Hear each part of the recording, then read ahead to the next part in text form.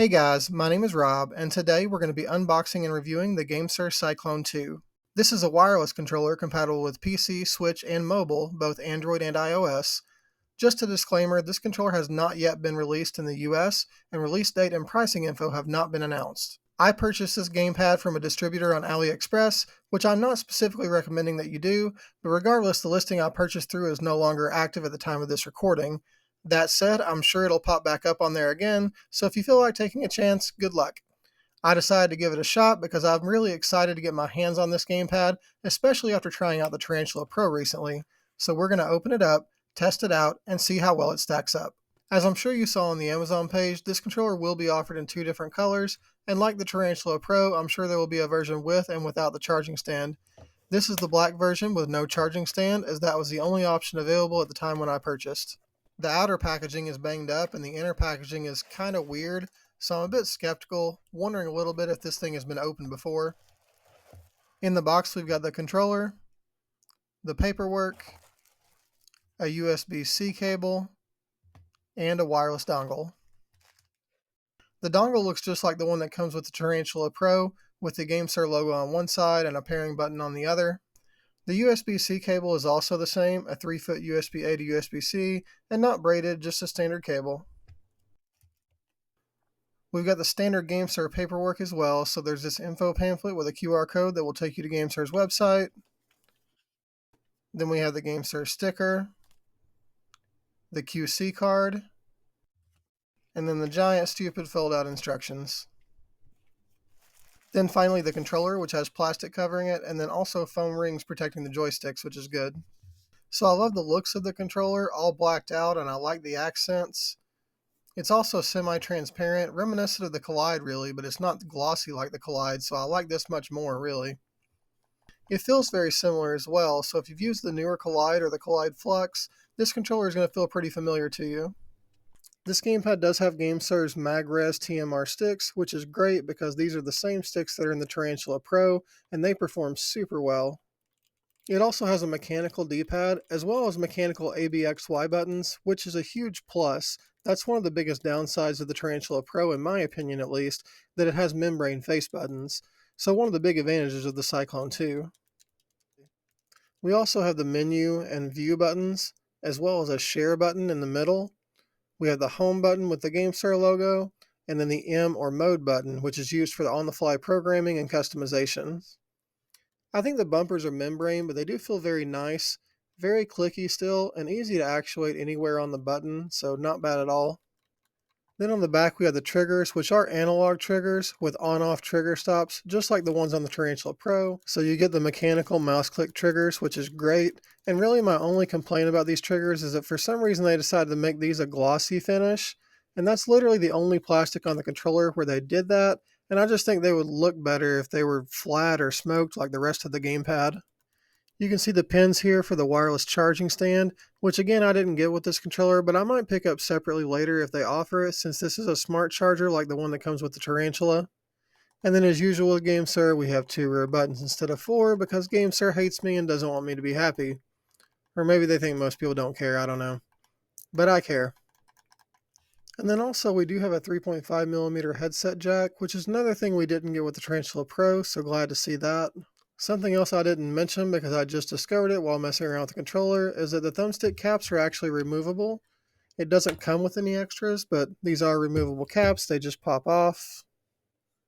So I'm not sure if GameSir will be selling replacement caps, but if not, I'm sure somebody else will be selling replacement caps that will fit these.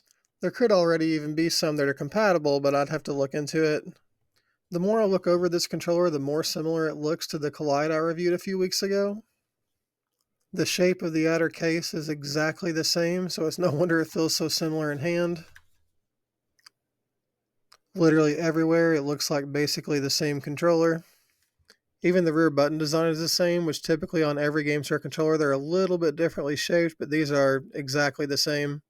At least the RGB on the front is toned down a bit on the Cyclone 2. I always thought the RGB on the Collide was kind of overkill. And then on the back, again, they look the same. That RGB really comes through here on both. The grip is much nicer on the Cyclone 2. It's not rubberized, but very aggressive grip that wraps front to back, whereas the Collide has none on the front and noticeably less on the back. This isn't a comparison video, they're just so similar that I had to mention it. I mentioned the M button, which we've seen on pretty much every GameSir controller, at least the ones I've owned, and I just want to go over what can actually be customized on the fly using that feature. You can hold the M button plus either trigger for 2 seconds to enable hair trigger mode, and it vibrates to let you know that it is active. And that means you can use the analog triggers, but they will still register 100% pull if they're activated at all. The Tarantula Pro also has this feature, and I said in my review that I'm not sure what the point of this is when you have great trigger stops, but at least a couple of people responded saying they prefer this analog triggers with hair trigger mode, so I guess this feature is there for a reason. If you hold the M button and press up or down, you can adjust the intensity of the rumble motors. On prior GameSir controllers that included a headset jack, mode plus D-pad buttons could be used to adjust audio, but in the manual for this one, it doesn't say anything about what D-pad left and right do. I've tested several ways, and it doesn't adjust volume or game chat mix, so I don't know what, if anything, this is doing. You can fully customize dead zones in the app, which we'll go over in just a moment, but you can also hold the mode button and click L3 or R3 to set the dead zone to 0 for either stick. If you hold the M button alone for 2 seconds, it will switch the ABXY inputs from Xbox layout to Switch layout. It's not as fancy as the rotating buttons on the Tarantula, but it will make A register as B and X register as Y and vice versa. You can hold M and press and release any button to set turbo for that button. If you repeat the process, it changes the turbo input speed, and there are 4 settings, so slow, medium, high, and off. You can rotate through these to disable the turbo, but you can also just double click the M button to turn off turbo for all inputs. Another cool feature the Cyclone 2 has that the Tarantula Pro is lacking. Not only does the Cyclone 2 have different profiles that you can customize either on the fly or in the app, but you can easily cycle through them on the fly by holding the M button and pressing the right joystick up or down. Either way it works, you can cycle up or down to access all 4 onboard profiles. Last but not least, you can program the 2 rear buttons on the fly by holding the M button and then pressing either of the rear buttons. The home light will flash slowly to show you're in programming mode. You then press the button you want to reassign, and then press the back button again, and the home light will stop flashing. That covers the physical features of the controller, so we're going to jump over to the PC now and do some testing, starting with the app. This is the GameSir Connect app, which currently only works with the Cyclone 2 and the Tarantula Pro. It's available through the Microsoft Store. If you watched my follow-up video on the Tarantula, I did go through the options in the app, but at that time it was only in Chinese, so I had to screenshot and use Google Translate to display the info. It has since been updated and English is supported. If you have the app installed but aren't seeing that update, just uninstall and reinstall the Connect app, and that should resolve the issue. Once you turn on the gamepad, it does recognize it and go into the menu for that controller automatically, and it works both wired and wirelessly. Most of the options here are the same that we saw with the Tarantula Pro, though there are a couple of added options, namely the profiles at the top up here, and also this shift layer under the button assignments tab, which we'll get into shortly. The firmware upgrade in the top right does work now for both the Cyclone and the Tarantula, and will also update the wireless dongles. There's also a reset button. Here you can clear all of the custom settings at once, and then there's a test mode, and no matter what page you're on, this far right button is the back button.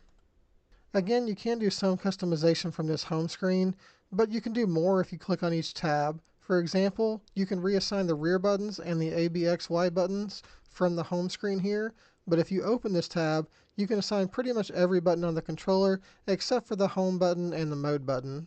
Just like with the Tarantula, when you click on a button to map, it shows you the gamepad inputs, but you can also click advanced settings here, and then you can choose between the controller inputs, the numeric keypad, the keyboard, the mouse, or set up macros. You can also turn on continuous trigger for any button, you can set the turbo and the rate of turbo for any button, and you can set it to map up to 3 simultaneous key presses. This is also where you can set one of the buttons to the shift key, and basically what this means is you can shift into a second set of profiles. So if we go back here, we can switch to the shift layer, and then you can see I have separate profiles set up here. You just have to have a shift button set in order to switch between the two. I haven't found this terribly useful, especially because it's so easy to just go in and change profiles on the fly by holding the M button and pressing the right thumbstick up and down. Rather than go back to the home screen, you can tab through all the pages at the top here. So next we have the thumbsticks, And here you can set the dead zone, you can set anti-dead zone, you can set your sensitivity curve, and they do have a couple of preset ones, but you can also click this far right one and it takes you to a custom one that you can change however you'd like. You can set the circularity algorithm to circular or rectangular, or raw, as GameSir likes to call it. And then you also have advanced mapping here.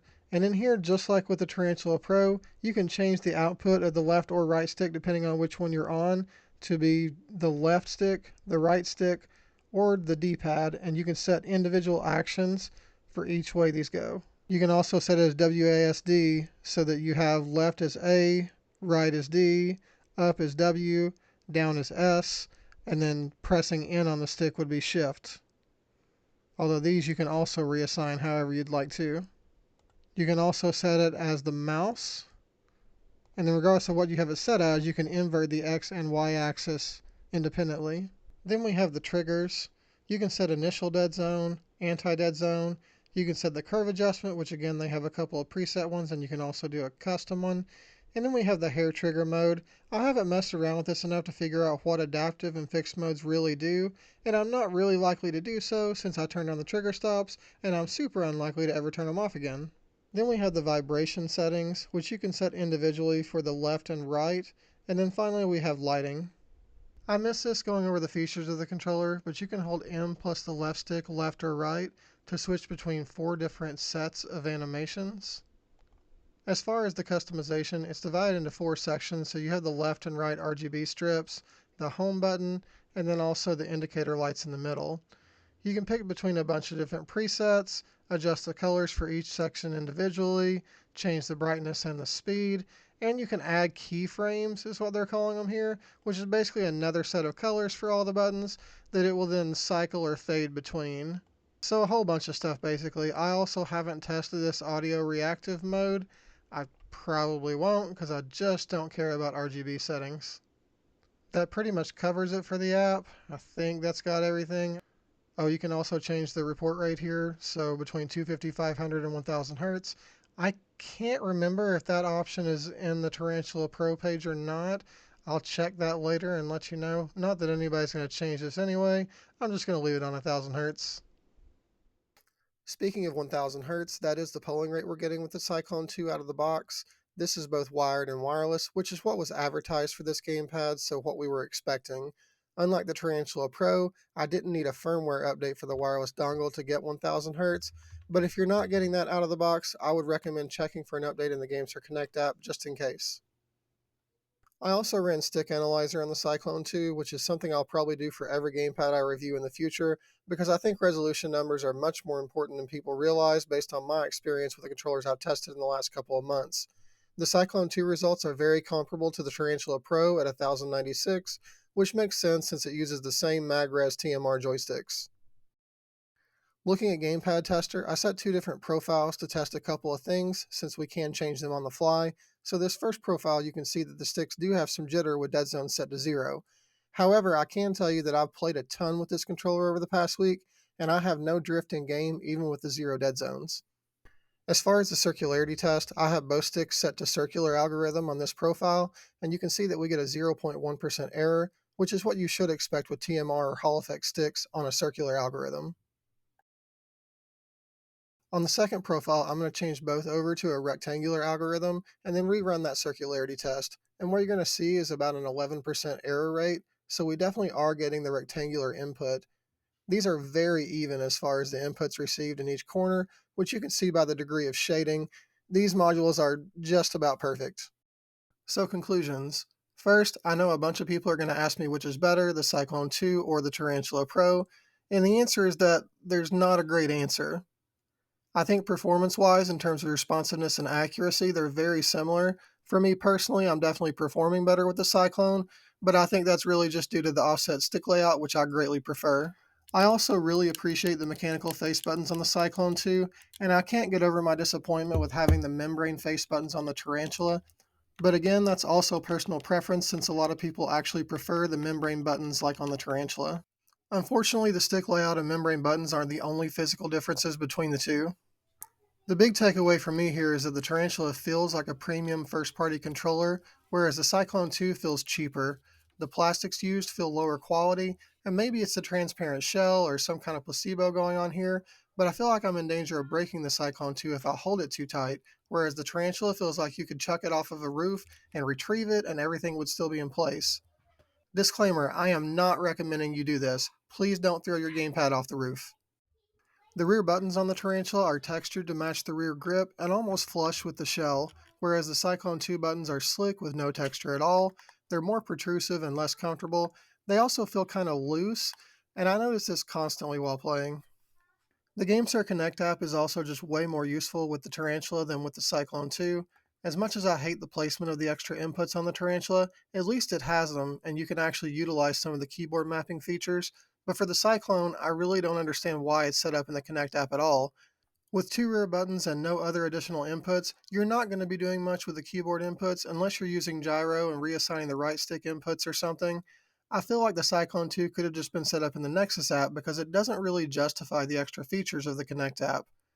But that's just my opinion, so if you feel differently, let me know in the comments. I'm not saying the Cyclone 2 is a bad controller, and honestly, I plan to use it quite a bit going forward because I do really prefer the Xbox style layout. I'm glad to have something similar to the G7 line that includes mechanical trigger locks and wireless play with 1000 Hz polling. I just feel like they could have done a lot more with this gamepad to really differentiate it from their other products and other options on the market. I hope this video helped you out, and if so, please subscribe if you haven't already. Likes are also appreciated, and I do try to react and respond to as many comments as possible. I'll be doing more reviews regularly, so I hope to see you back here again soon.